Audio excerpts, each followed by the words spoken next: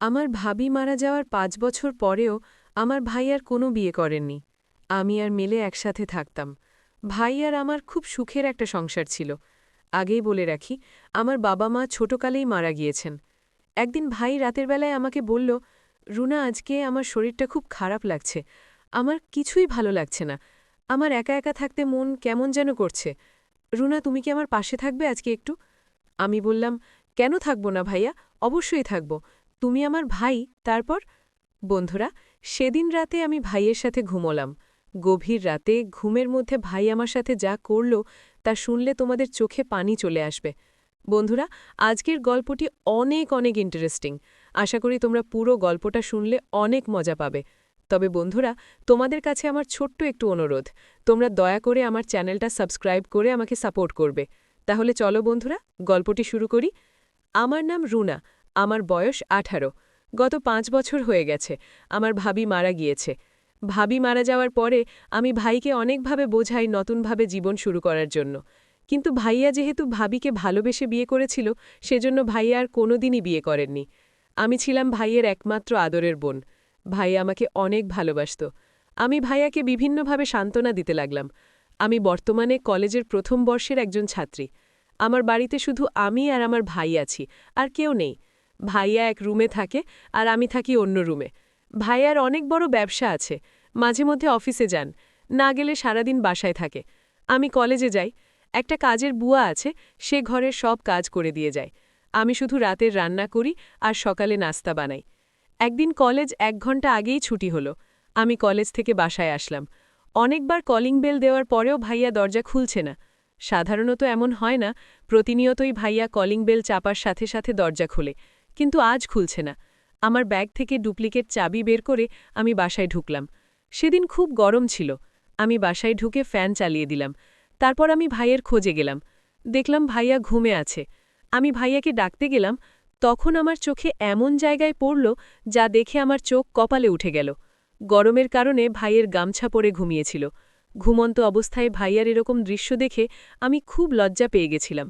কি বলবো বন্ধুরা, ঘুমের মধ্যে ভাইয়াকে অনেক অস্বাভাবিক দেখাচ্ছিল। ভাইয়ার কি সুন্দর মায়াবী চেহারা, আর এই দিক দিয়ে ভাইয়া অস্বাভাবিক অবস্থায় পড়ে আছে ঘুমের মধ্যে। আমি শুধু অবাক হয়ে তাকিয়ে রইলাম সেই দিকে, কারণ ভাইয়াকে ঘুমের মধ্যে দেখতে অনেক অদ্ভুত লাগছিল। ৫-৬ মিনিট আমি ভাইয়ার এরকম অদ্ভুত দৃশ্য উপভোগ করছিলাম। তারপর ভাইয়া মনে হয় সজাগ হয়ে যাবে, এমন পরিস্থিতি টের পেয়ে আমি দৌড়ে আমার রুমে চলে আসলাম। আর মনে মনে ভাবতে লাগলাম, আমি এটা কি দেখলাম? সারা রাত এটা নিয়ে কল্পনা করতে করতে হঠাৎ আমি ঘুমিয়ে পড়লাম। আর ঘুমের মধ্যে আমি একটা বাজে স্বপ্ন দেখেছিলাম, যেটা আমার নিজের ভাইয়াকে নিয়ে।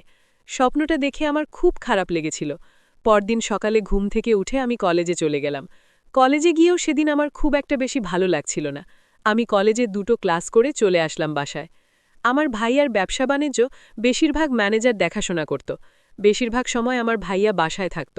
সেদিন আমি খুব সকাল সকাল কলেজ থেকে চলে আসার পর ভাইয়ার রুম থেকে এক ধরনের মেয়েলি কণ্ঠে অদ্ভুত রকমের শব্দ শুনতে পেলাম। আমি এরকম ধরনের অদ্ভুত শব্দ শুনতে পেয়ে মনে মনে ভাবলাম, আমার ভাবি মারা গিয়েছে প্রায় ৫ বছরের উপরে হয়েছে, কিন্তু আমার ভাইয়ার রুম থেকে এরকম মেয়েলি কণ্ঠ আসছে কেন, সেটা আমার মাথায় আসছিল না। কে আমার ভাইয়ার রুমে? তাহলে কি ভাইয়া বাইর থেকে মেয়ে এনে সব করে? বিষয়টা ভাবতে আমার কাছে খুব খারাপ লাগছিল। একসময় মনের সাহস নিয়ে ভাবলাম, এখন ভাইয়ার রুমে আমি গিয়ে দেখব ভাইয়ার রুম থেকে আর ভাইয়া কোথা থেকে এরকম ধরনের বাজে মেয়ে নিয়ে এসে আমাদের পবিত্র বাসাটাকে অপবিত্র করছে, সেটা নিশ্চিত হওয়ার জন্য আমি আমার ভাইয়ার রুমের কলিং বেল টিপতেই ৫-৬ মিনিট পর ভাইয়া দরজা খুলল। দরজা খুলে আমি ভাইয়ার রুমে গিয়ে দেখলাম কেউ নেই। আমি বিষয়টা দেখে খুব হতবাক হয়ে গেলাম। ভাবলাম, আমি নিজের কানে মাত্র শুনলাম ভাইয়ার রুম থেকে মেয়ের কণ্ঠর আওয়াজ আসছে, কিন্তু আমি ঘরের ভিতরে এসে দেখি কিছু নেই, কাউকে আমি খুঁজে পেলাম না। কি আশ্চর্য ব্যাপার! আমি ঘরের চার দিক ওপাশ ওপাশ খুব ভালোভাবে কাউকে খোঁজার চেষ্টা করছি। আমার এরকম অবস্থা দেখে আমার ভাইয়া আমাকে জিজ্ঞেস করল, রুনা, তুমি কি কাউকে খুঁড়ছ? আমি বললাম, না ভাইয়া, আমি কাউকে খুঁড়ছি না। আমার কেন যেন মনে হলো তোমার ঘর থেকে কেমন যেন একটা অদ্ভুত আওয়াজ আসছিল, যে কারণে আমি দেখতে এসেছিলাম তোমার এখানে কিসের আওয়াজ। আমি ভাবছিলাম, ভাইয়া তুমি মনে হয় অসুস্থ হয়ে গিয়েছিলে, তাই তোমাকে দেখতে এসেছিলাম। এই কথা বলে আমি আমার ভাইয়ের রুম থেকে চলে আসলাম। আমি পড়তে বসেছিলাম। কিছুক্ষণ পর আবার আমার ঘুম ভেঙে গেল। মনে হচ্ছিল চারপাশে অদ্ভুত কিছু শব্দ হচ্ছে। আমি প্রথমে ভেবেছিলাম হয়তো আমার ভুল শোনা, কিন্তু শব্দ থামছিল না।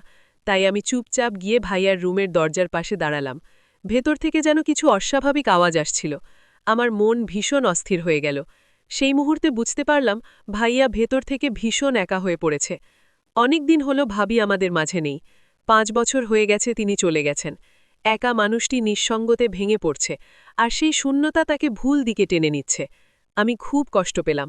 আমি সিদ্ধান্ত নিলাম ভাইয়ার পাশে আমাকে দাঁড়াতেই হবে। আমি যদি তাকে ভালোবাসা আর যত্ন না দিই, তাহলে সে হয়তো আরও ভেঙে পড়বে। তাই পরের দিন থেকে আমি ভাইয়ার সব খেয়াল রাখা শুরু করলাম। সময় মতো ওষুধ খাওয়ানো, খাওয়া দাওয়া দেখা, বিশ্রাম নেওয়ার কথা মনে করানো, সব কিছু আমি করতাম। ভাইয়া আমার এই পরিবর্তন দেখে ভেতর থেকে আবেগ আপ্লুত হয়ে গেল। সে বলল, বোন, আমি সত্যি ভুল পথে যাচ্ছিলাম।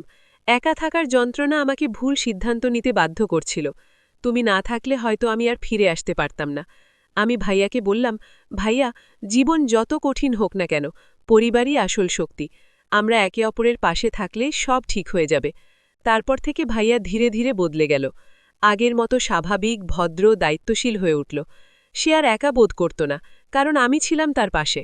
সময় গড়ালো। আমি নিজের জীবনে নতুন অধ্যায় শুরু করলাম। বিয়ের পর আমার সংসারও সুখে চলতে লাগল। তবুও আমি ভাইয়ার প্রতি দায়িত্ব ভুলিনি। মাঝে মধ্যে তাকে দেখতে যেতাম, খোঁজ খবর নিতাম। ভাইয়া সবসময় বলতো, তুই না থাকলে আমি হয়তো ভেঙে যেতাম।